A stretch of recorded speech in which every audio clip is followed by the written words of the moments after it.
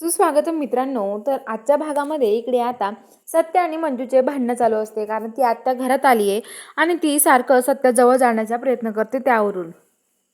तर आता सत्या म्हणत असतो वाघमारे, अहो तुम्ही असं का करताय? तुम्हाला काय वाटतंय? असं असं काही वाटून घेऊ नका तुम्ही. हे बघा, त्यांच्या वयात आणि माझ्या वयात किती फरक आहे. अहो त्यांचं वय काय आहे त्या मम्मीच्या वयात आहे, आणि माझं वय काय आहे. त्यामुळे तुम्ही असं काही विचार करू नका वाघमारे. माझ्या आईसारख्या आहेत त्या. तर आता लगेच ती म्हणते की तिला काय माहिती त्या बाईला तुझं वय काय आहे. तिला माहिती का तू म्हातारा आहे का कसं आहे. आणि हे बघ, आता हे काही खरं नाही राहिलं कलियुगामध्ये. आता कलियुगामध्ये कुणाला पण कुणावर प्रेम होऊ शकतं, कुणावर पण. कारण की सकाळी बघितलं ना, मला बघायला आलेला जो मुलगा होता त्याला मम्मी साहेबच आवडल्या. त्याने मम्मी साहेबांना लग्नाची मागणी घालत होता. बघितलं ना, मग कुणाला कधी कोणावर प्रेम होईल ना हे सुद्धा कळत नाहीये. आणि तुला काय वाटतं रे, हे सगळं ते त्या बाईला होणार नाही का? तिला पण होईल ना, मग एवढं काय त्याच्यामध्ये. कधी पण कोणाला पण प्रेम होऊ शकतं, कलियुग चालू आहे हे, असं म्हणते. तर आता सत्य म्हणतो वाघमारे, ओ काय बोलताय तुम्ही, मी नाही ना तसा, पण तुम्हाला माझ्यावर विश्वास आहे ना. तर मंजू म्हणते सत्या आहे रे, पण त्या बाईचा मला खूप राग येतोय. हे नाटक इथे थांबूयात आपण. सत्या म्हणतो की नाही वाघमारे, त्या मातीखोरला कसं पकडायचं मग, असं म्हणत असतो. तर आता मंजू म्हणते चल सत्या खाली जेवण करायला. आता ते खाली येतात तर इकडं सगळेजण जेवायला बसलेले असतात. आता ती जी आत्या आहे ती सत्याजवळच नेमकं जेवायला बसते. आता मंजू सगळ्यांना जेवायला वाढते. तर आता अजय पण ते लगेच जेवण करायला लागतात. तेवढ्यात आता ते हे काका म्हणतात की काय हो लगेच जेवायला लागलात, तुम्हाला कळत नाही का? प्रार्थना म्हणायची वदनी क वळ घेता, म्हणा चला लवकर. आता जे तिला म्हणते की आत्ती उत्तस आहे बाई, तू जशी शांत बस ना, थोडं हळूहळू हे कर ना, प्रार्थना करायची आधी मग जेवायचे. आणि आता लगेच इकडून जे आत्या आली आहे ती पण म्हणते, हे बघा तू आधी मला खूपच आत्ती उत्साही दिसते, कारण की तुझा उत्साह बघूनच मला असं वाटतंय तुला खूपच उत्साह होतो काही गोष्टींचा.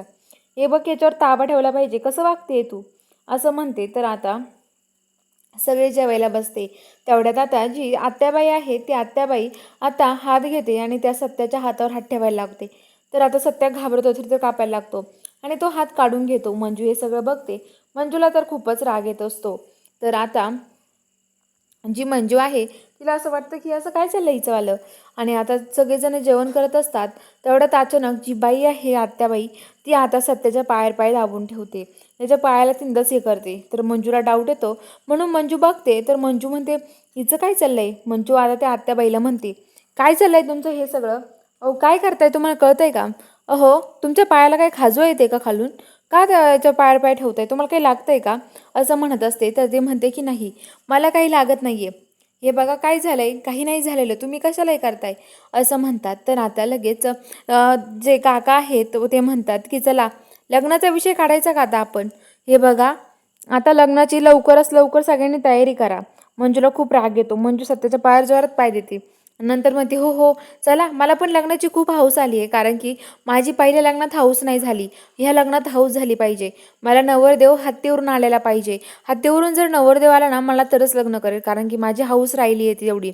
कारण की मला पहिल्या लग्नात वाटलं होतं, पण तेव्हा काही नवरदेव गाडीवरून आला, त्यामुळं मला काही हौस नाही झाली माझी, असं म्हणत असते.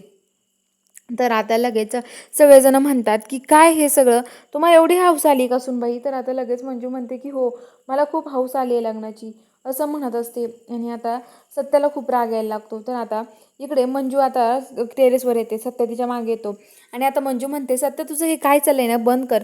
अरे ती बाईला तुझ्या जवळ बघितली कशी येते, मला तर राग येतोय खूप. आणि सत्य नाटक बंद कर. अरे माझं लग्न ठरवतील मम्मी साहेबांनी त्या खरंच. आता तुला सांगू का, मम्मी साहेब खरंच माझं लग्न त्या आर्यनसोबत लावून देतील, त्यांनी तारीख पण धरली असेल. आता काय करायचं मग आपण. सत्य म्हणतो ओ वाघमारे तुम्ही काळजी नका करू, तुम्ही कशाला काळजी करताय, मी आहे ना. तर आता सत्या मंजू म्हणते तू एकदा अवतार बदल हो, मला असं वाटतं मी म्हाताऱ्या काकाशीच बोलते, त्यामुळे तू कपडे बदलून ये. तर सत्या तिकडे ड्रेस बदलायला जातो आणि ड्रेस बदलून येतो. त्याला बघूया आता पुढील भागात काय ट्विस्ट आहे. बघायला चॅनलला सबस्क्राईब करा.